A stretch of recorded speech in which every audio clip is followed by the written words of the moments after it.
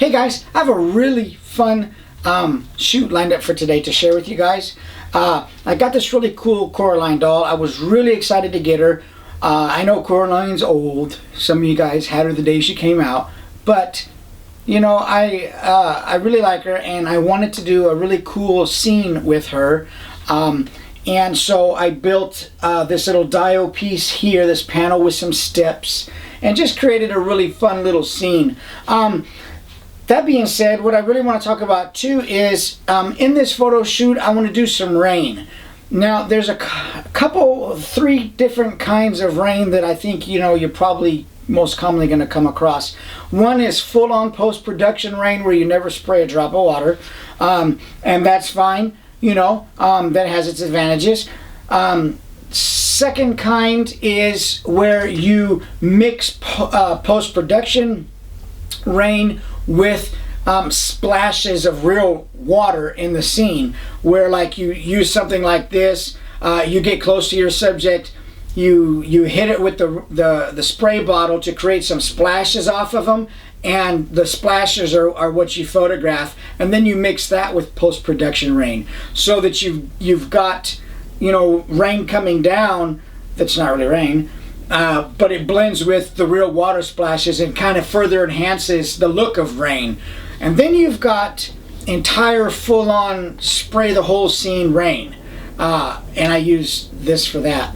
I'll talk about these in a minute.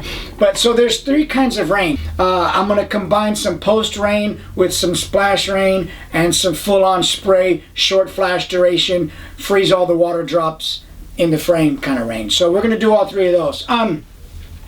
And I want to talk about a couple tools before we get started that you've probably seen me use before, and I never, you know, really bring them up.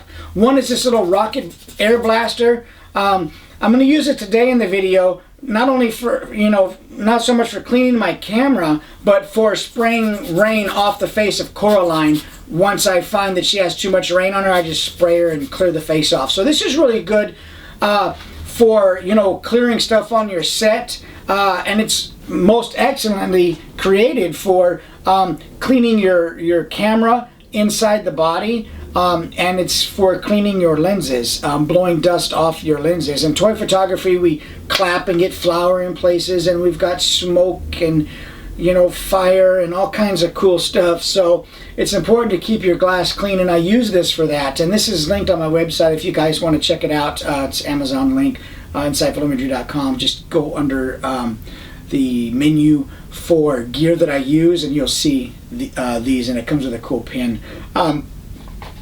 Next item. It's really hot in here, and I don't want to turn my fan on because somebody's going to be like, hey, is that a fan in the background? So I'm going to sweat for y'all. This here, if you're going to make it rain, full-on rain in your scene, this is a really cool tool to have. I don't have this linked on my website, but this is at Home Depot. And all it is just a little pump spray. You can adjust the type of cone of water that comes out, fine mist or heavy drops. This is really cool, and you'll see me use this today. And then I also use this in the scene where I just wet the ground and stuff with it, and I wet the surrounding area with this. Another important tool I want to talk about is this 5-in-1 reflector. You're going to see me use this, and I use it a lot in my shoots, whether I'm in the studio or out. This is a really, if you're looking for a tool that allows you to basically have another light source without buying another light, that is it. Invaluable tool to have, and I use it all the time. Any of my videos you're going to see, pretty much I'm using a reflector, and they're really valuable. Linked on my website also, check it out. I'll show images throughout the video this time, images, some that are processed and some that are right out of the camera, just so you can see what the rain looks like as it comes out of the camera, you know, exposed by the flash, the different types that there are. So that will help you understand, you know, how it's going to look, maybe, you know, or what you're trying to make yours look like, or, you know, so you can arrive at some kind of idea instead of just seeing my processed images. And think that the rain comes out just like that or something, you know. I want you guys to really see how it looks. and we'll have a good time. So stick around through the whole video. It's like 20 minutes. And see all the pictures throughout. See me spraying a bunch of crap and fog machines going off and stuff like that. And anyway, let's get going. Okay, what I'm doing here is I'm just wetting the scene down with a fine mist bottle. And what I'm going to do in this first example is a real wet scene, but the rain falling from the sky is going to be all post-production rain. And that's going to be falling onto a wet scene. Turning on my overhead lume cube. It's aimed at the building itself and not putting any light on Coraline. Moving one of my flags, getting my lume cube from behind and turning it on. Those pieces of foam core there are just to control light spill. One is black on the other side, so no light goes, through and gives light spill. And the white piece is just to bounce light back into that little scene back there and keep it lit. And then I'm going to put my reflector into position. Okay, now I'm going to go turn off my light. I'm going to go turn off my modeling light on the main light over there, and I'm going to come back and I'm just going to get some composition and focus. I want to make sure that everything's looking good in the camera, and so I move up a little bit and I'm just focusing in live view mode and making sure everything's dialed in. You can see how that lume cube just illuminates the building, and there's no light from the lume cube falling on Coraline itself, and that's important here for the type of directional lighting that I want. But those lume cubes are really super handy. I really like having those, the portability they offer, and you can just put them anywhere. They're really great. And so now I've got my wireless trigger set up and making sure it works. I got the green light on it, making sure I'm in manual focus on my lens. That way it doesn't try to refocus when I go to take the shot and I have to do it all over again. You can see my lume cubes on in the back here and how those pieces of cardboard control the light spill. I'm at the scene right now. Turn the light on, got my fog remote, got my wireless trigger remote, shut the light off. I'm going to go back up here to the set. I'm going to fire a little bit of burst of fog out and let it kind of dissipate a little bit before I take the shot, to make sure that it's not really obscuring Coraline's face and the fog is just kind of around the edges of the image. There's some more fog, and here comes the shot. You'll see the flash. Oh, maybe you didn't. There's the light flash.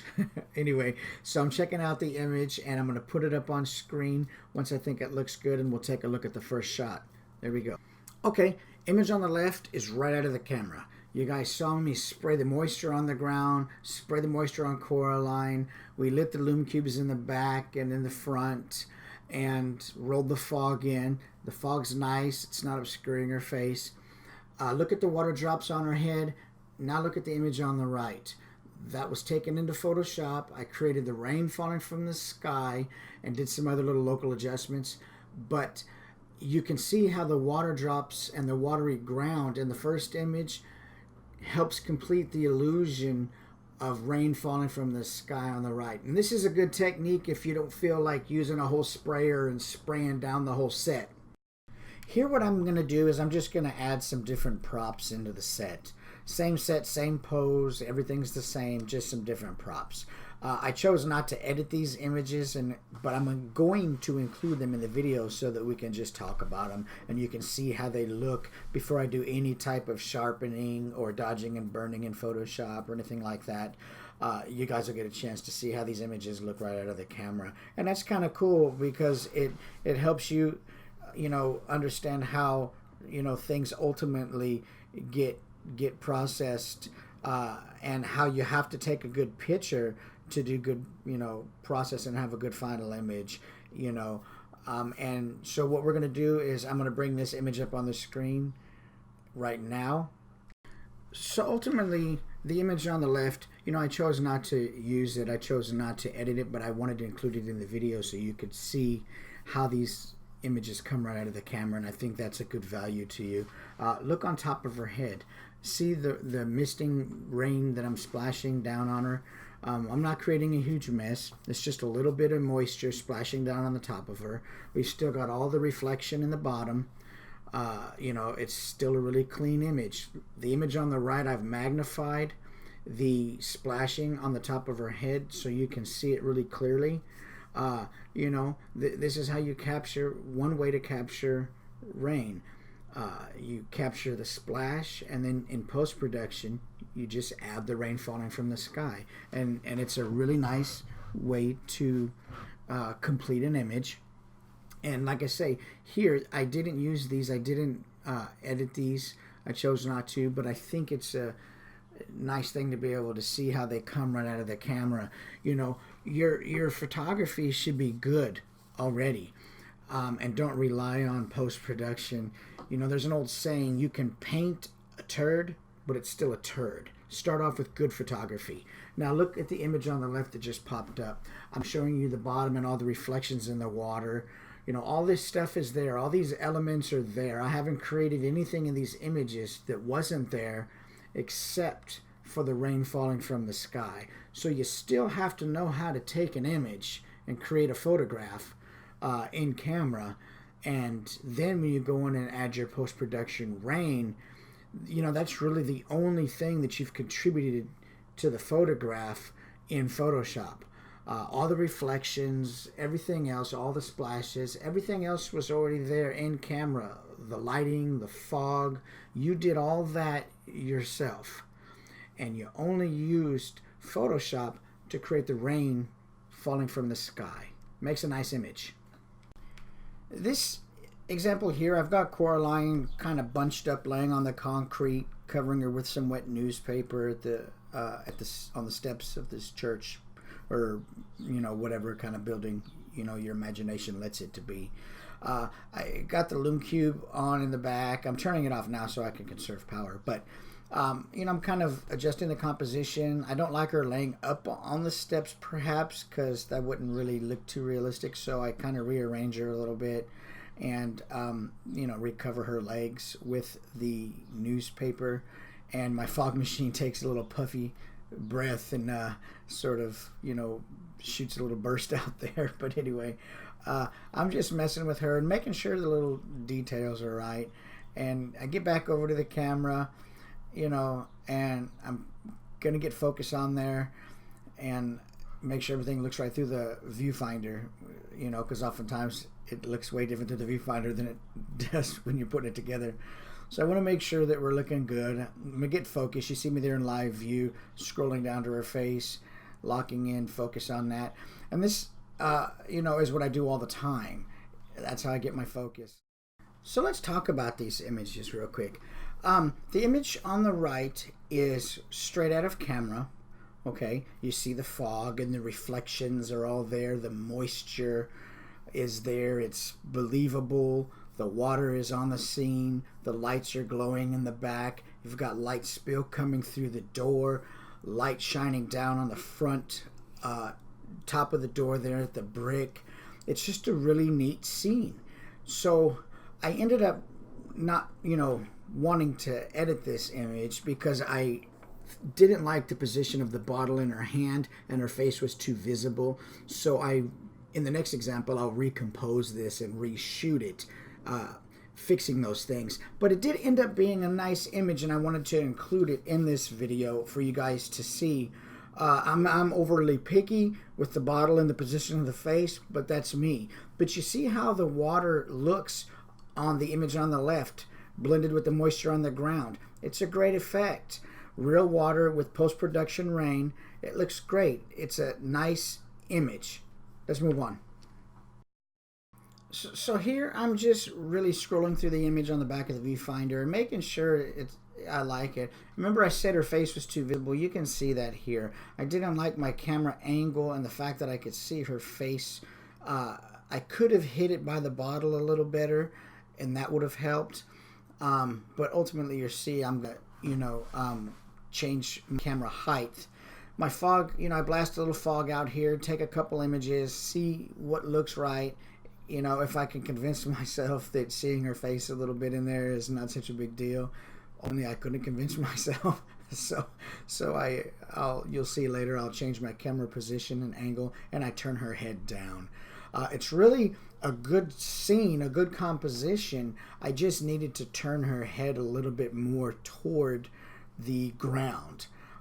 to make it look a little lonelier, because she has this smile on her face, and the only option I really had was turn her face down or hide the smile by the bottle. And I just chose to turn her face down, because even using the liquify tool in Photoshop, you can't really turn her big smile into a frown. Anyway, so I click the light back on here, and you see what I'm going to do is I'm going to take my tripod. See, her head is actually more turned down toward the ground right now. I take these images and let me put those up on screen real quick, so that you can see how these look with their head turned down. Let me bring those up on the screen right now. So if you look at the one on the left, that's the original where her face was too high. The one on the right, I turned it down, and then I chose to edit, and that's the edited one on the left. See how the moisture, though, combined, the real moisture combined with the fake raindrops coming down from post, it really helps the image be complete. Let's move on. Here I raised my camera up on the tripod. I shot the image on the right out of the camera's house. Real moisture on the ground, real moisture on Caroline. Then I took it into post, got the image on the left. I mixed the fake raindrops with the real moisture, and we have a real nice image.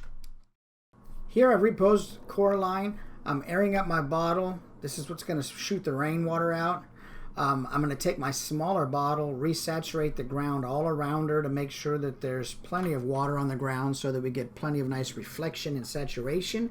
I was going to put some wet newspaper on the back of her jacket like it blew on there by the wind, but ultimately decided that it took away from the image, so I removed it. Camera settings here are going to be 1/200th of a second, ISO 100, f8, lights on each side of Coraline. You can see one on the left and my other light on the right. That's important. Side lighting with a short flash duration is going to freeze these raindrops in the air like little jewels and bring out all the texture in them. So let's go. Okay, so here you can see the image. The rain is falling down on her. Each drop is frozen. It's crisp, vivid, saturated. There's water on the ground. The way I achieved this is a short flash duration at the camera's flash sync speed, which is 1/200th of a second on mine. So I shot this at 1/200th of a second, f8, ISO 100, and I think my flash duration was 1/64th or 1/32nd or I can't remember. It's right in there. But a short flash burst is what's going to freeze the action, not the shutter speed. The duration of the flash will freeze the raindrops. Okay, you can do a longer flash burst and get some nice streaky raindrops in there, but I chose to freeze mine and turn them into little diamonds. Thanks, guys. Like and subscribe. Follow me on Instagram. Check out my website.